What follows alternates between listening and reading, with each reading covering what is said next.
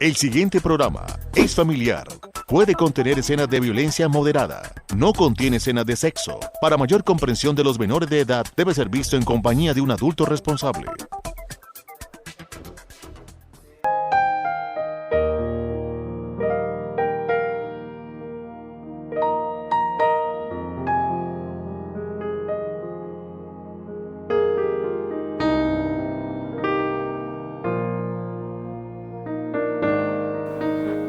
Amables de la audiencia, sean bienvenidos a esta emisión de nuestro programa Reflexiones, un programa que llega hasta sus hogares para llevar un mensaje a su vida, a su corazón y a su familia.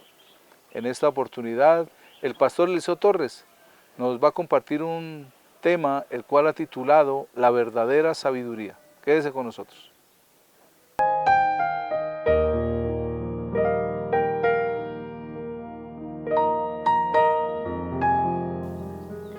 La gran mayoría de personas creen que alguien es sabio, totalmente sabio, si tiene una cantidad de conocimientos muy profundos y muy significativos en una materia o en varias materias.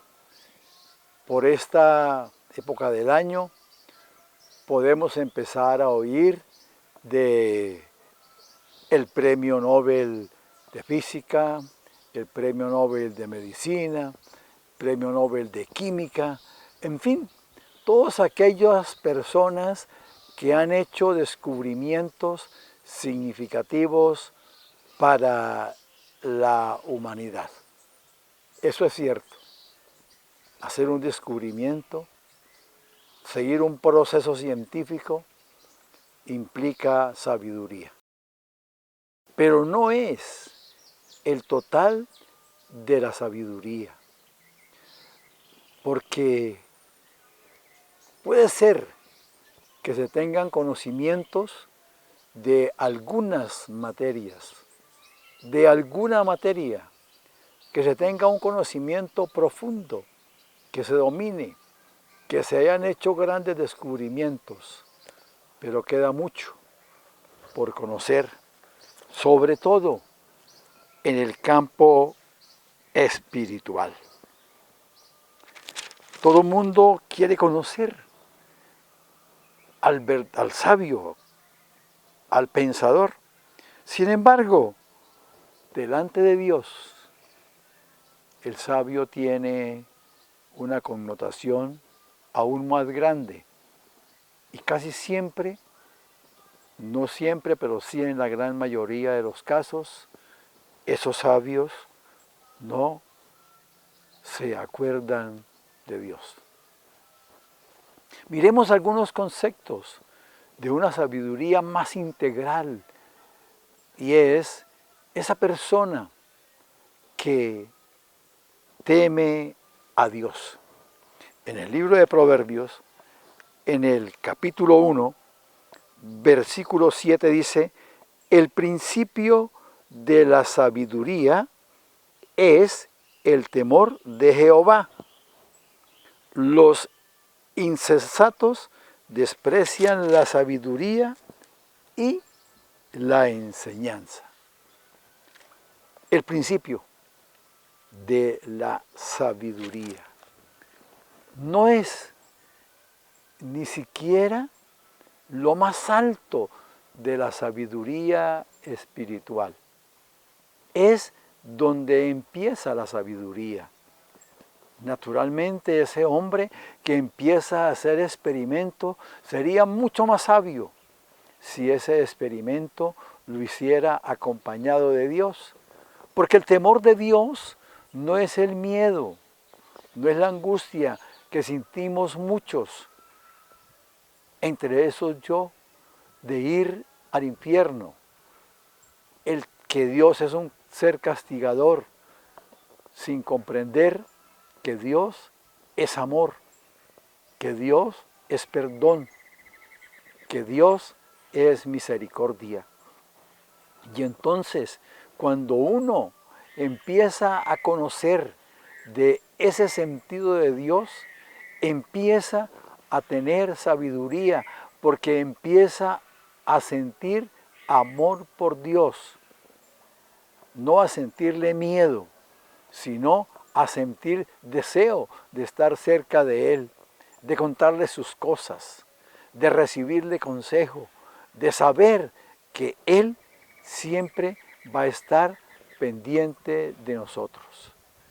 El principio de la sabiduría. La sabiduría empieza cuando empezamos a amar a Dios.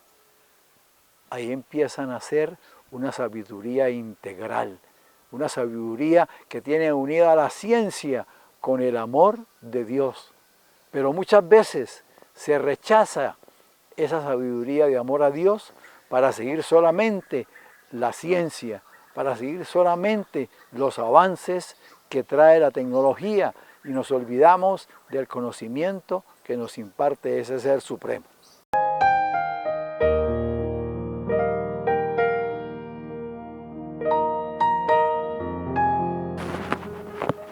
De la abundancia del corazón.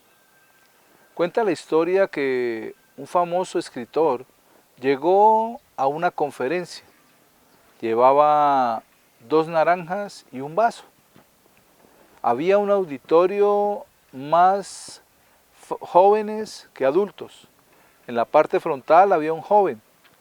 Y el escritor, quien iba a dictar la conferencia, puso las naranjas encima del lugar donde le había sido asignado para desde ahí dictar la conferencia.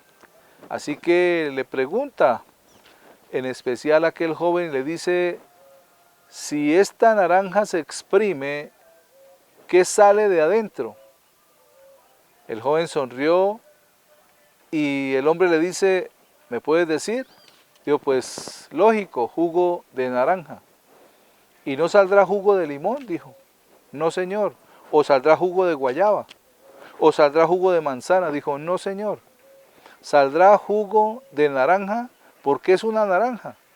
Y de lo que muestra por fuera es lo que tiene por dentro. El hombre le dijo, muy bien. Ahora, la pregunta es, ¿qué pasa si tú fueras esta naranja y te exprimieran? ¿Qué saldría de dentro de ti? El muchacho se quedó mirándolo y le dijo, no entiendo. Dijo, claro, tú eres una persona humana. Y cuando la vida o el mundo te exprime, ¿qué es lo que brota de ti? La naranja, lo dijiste, brota jugo de naranja, pero de cada uno de nosotros, ¿qué brota cuando el mundo nos exprime?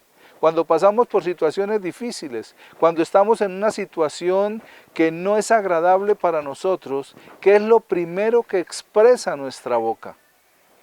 Y el joven contestó, dijo, pues, si es algo que no me agrada, pues de pronto un disgusto.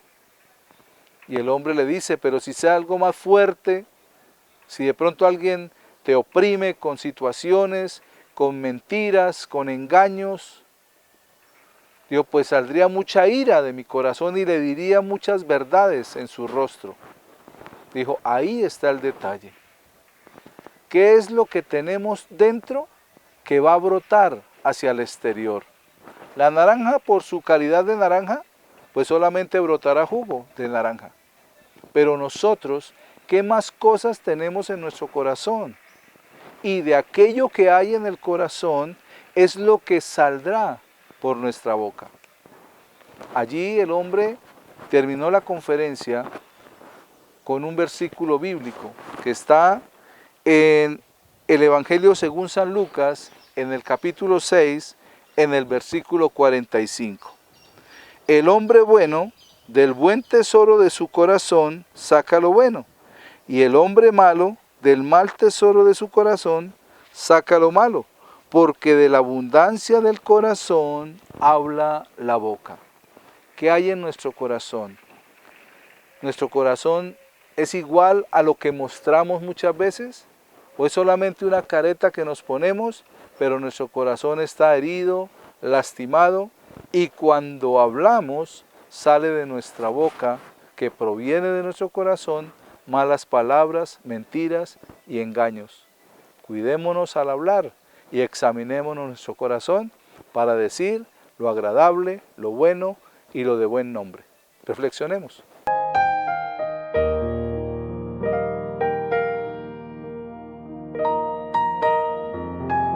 El libro de Proverbios sigue hablándonos de sabiduría. Y entonces, en el capítulo 10, versículos 8 y 9 dice: el sabio de corazón recibirá los mandamientos, mas el necio de labios caerá. El que camina en integridad anda confiado, mas el que pervierte sus caminos será quebrantado. Continúa el libro enseñándonos lo que es una sabiduría grande. El sabio, dice el libro, de corazón recibirá los mandamientos. ¿Cuántas veces hemos oído los mandamientos del Señor? Hemos recibido consejos, hemos recibido una enseñanza. O a cambio de eso, recibimos el consejo, recibimos el mandamiento, recibimos la enseñanza y la hacemos a un lado. El dicho popular dice que el que no recibe consejo no llega a viejo. El sabio avanza en sabiduría y avanza en conocimiento. Y esa sabiduría y ese conocimiento juntos hacen a una persona con una sabiduría más alta, una sabiduría más sublime, una sabiduría que lleva adelante. Dice el Señor en el libro de Proverbios, en el capítulo 4, versículos 20 y 21. Hijo mío, está atento a mis palabras, inclina tu oído a mis razones, no se aparten de tus ojos, guárdalas en medio de tu corazón. Es ese recibir consejo, es ese tomarlo en cuenta, es ese saber que aquel que nos da un consejo no quiere un mal para nosotros, quiere hacernos el bien, quiere guiarnos por un camino que nos va a llevar siempre hacia la bienaventuranza. Entonces dice, guarda mis palabras, inclina tu oído a mi corazón, no sea altivo, no sea orgulloso. Cuando alguien le hable de este libro, al menos escúchelo y reciba, y después piense si eso le sirve o no le sirve. Dice en el versículo 21, no se aparten de tus ojos, guárdalas en medio de tu corazón. No se aparte de tus ojos, guárdalas en medio de tu corazón. La ciencia es muy importante. La tecnología es necesaria. El avance científico, la humanidad lo necesita. Pero necesita más la sabiduría de Dios, el consejo de Dios, la compañía de Dios. En el capítulo 20, versículo 7, la palabra dice, camina en su integridad el justo, sus hijos son dichosos después de él. Cuando tenemos esa sabiduría, nos lleva a caminar en integridad, nos lleva a caminar por el camino recto. Y no solamente seremos beneficiados nosotros, nos beneficiaremos nosotros, pero más beneficiados van a ser nuestros hijos, que podrán recibir y vivir tranquilamente, porque no les hemos dejado un camino de deshonra, sino un camino de honra, un camino de sabiduría que los llevará siempre por el mejor sendero.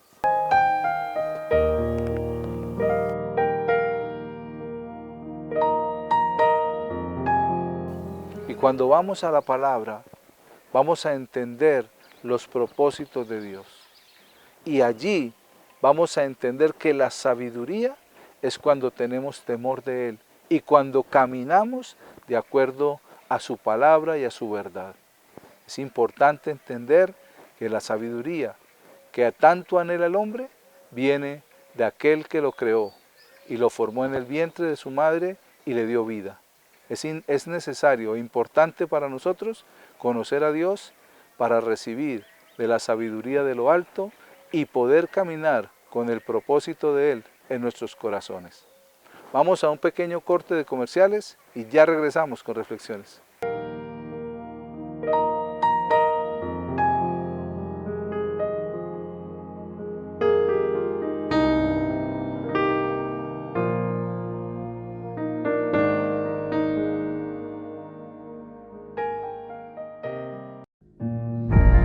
Llevamos más de 60 años acompañando y viendo crecer los sueños de nuestros asociados.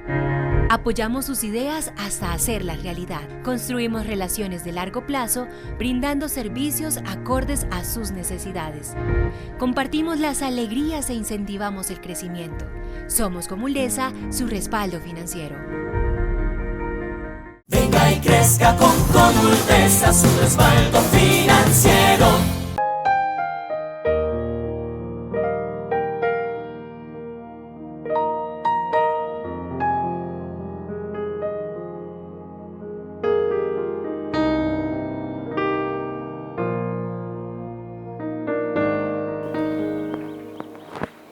Continuando con nuestro programa, el tema que he preparado para compartir con todos ustedes lo he titulado El principio de autoridad. Quédese con nosotros.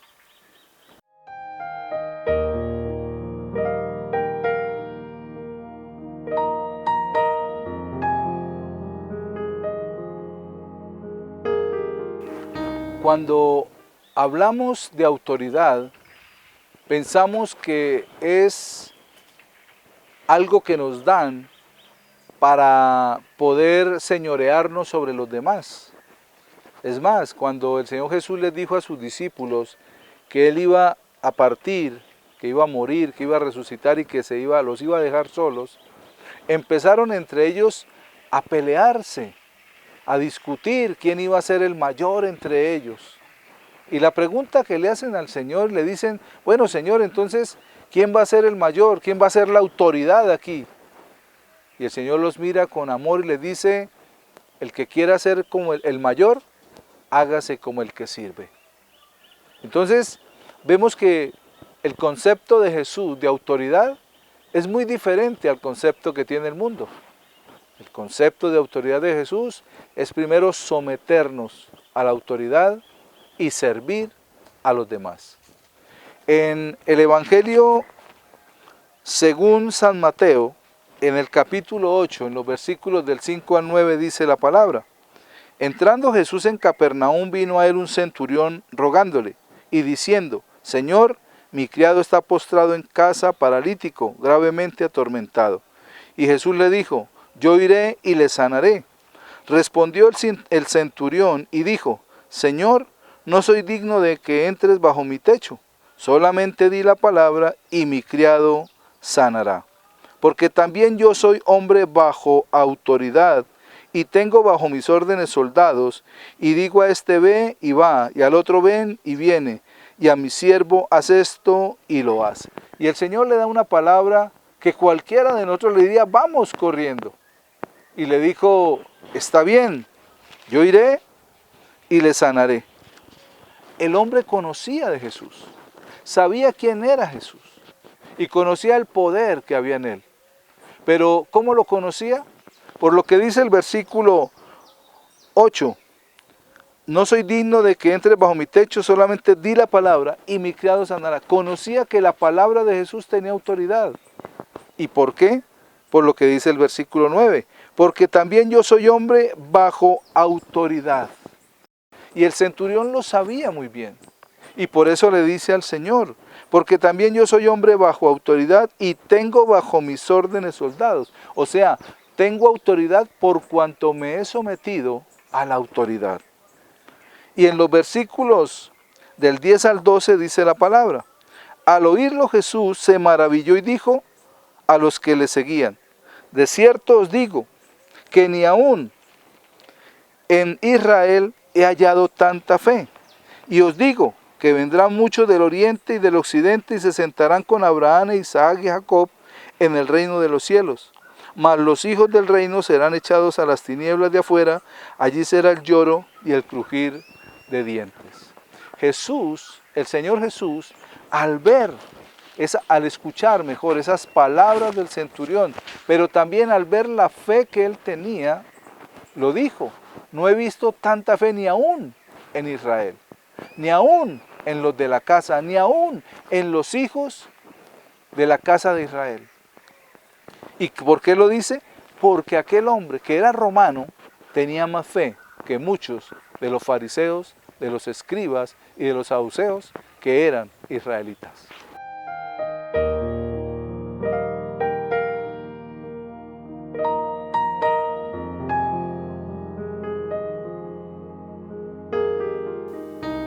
Dios no está muerto.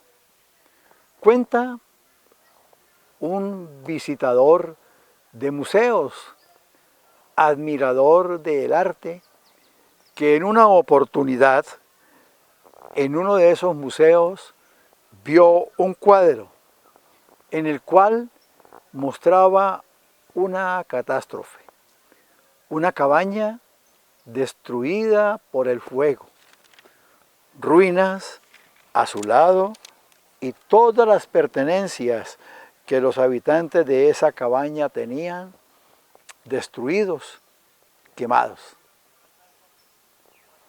Mirando la destrucción, un anciano en ropa interior y a su lado un joven, un niño de unos 12, 13 años, cubierto con un abrigo, diríamos que casi atado a él, mirando con desilusión, con tristeza, la destrucción.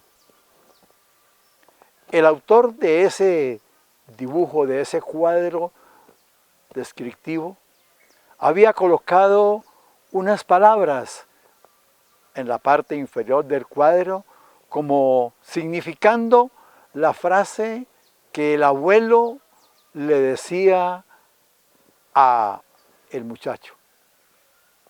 Y en esa frase decía, tranquilo, Dios no está muerto.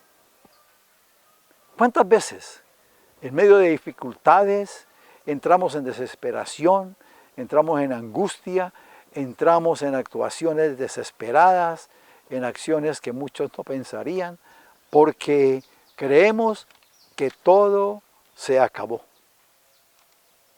Pero qué bueno que, como hizo este artista, pensáramos en lo que dice ese cuadro. Tranquilo, Dios no está muerto. El Salmo 46, en los versículos 1 y 2, dice, Dios es nuestro amparo y fortaleza, nuestro propio auxilio en las tribulaciones. Por tanto, no tememos, aunque la tierra sea corrompida y traspasen los montes el corazón del mar. Cualquiera sea la dificultad, Dios no está muerto. Reflexionemos.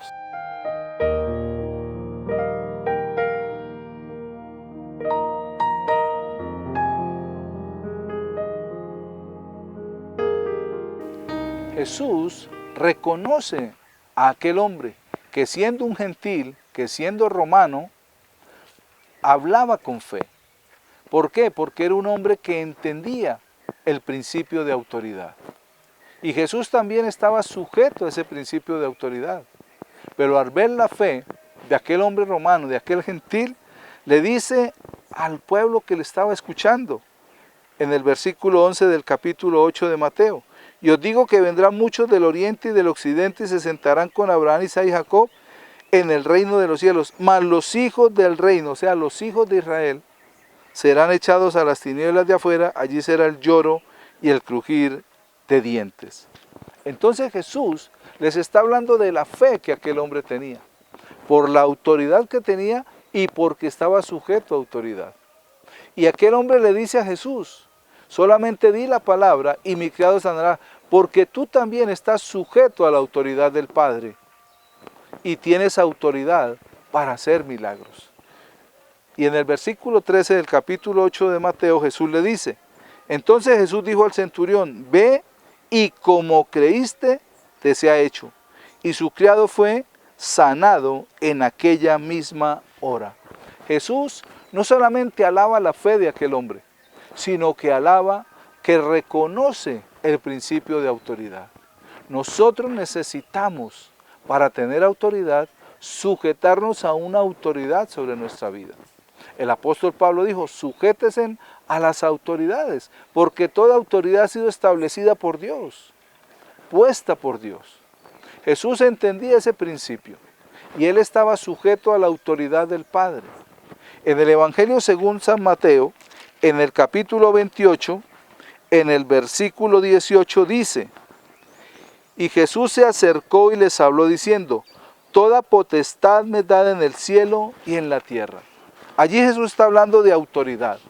Jesús murió y resucitó.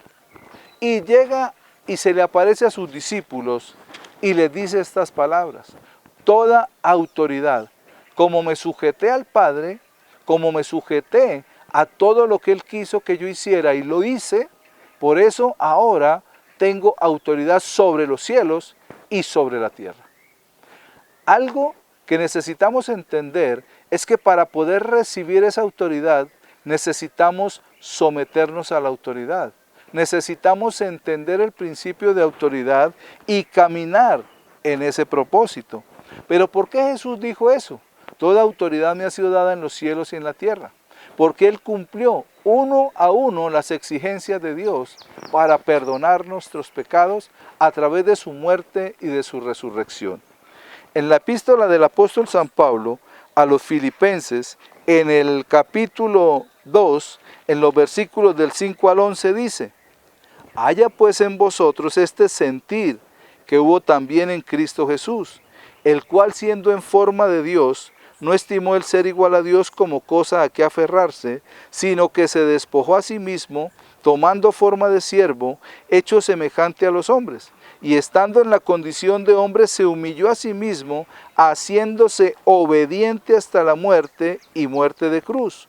Por lo cual Dios también le exaltó hasta lo sumo y le dio un nombre que es sobre todo nombre, para que en el nombre de Jesús se doble toda rodilla de los que están en los cielos y en la tierra y debajo de la tierra, y toda lengua confiese que Jesucristo es el Señor, para la gloria de Dios Padre.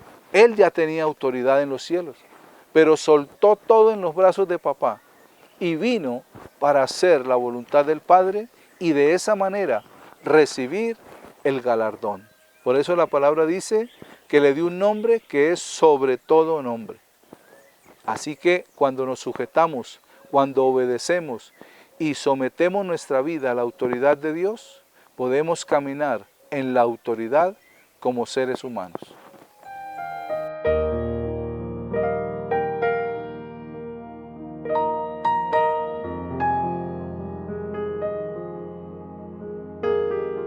Necesitamos ser humildes en nuestro corazón y, como dijo el Señor, el que quiera ser el primero, hágase como el que sirve.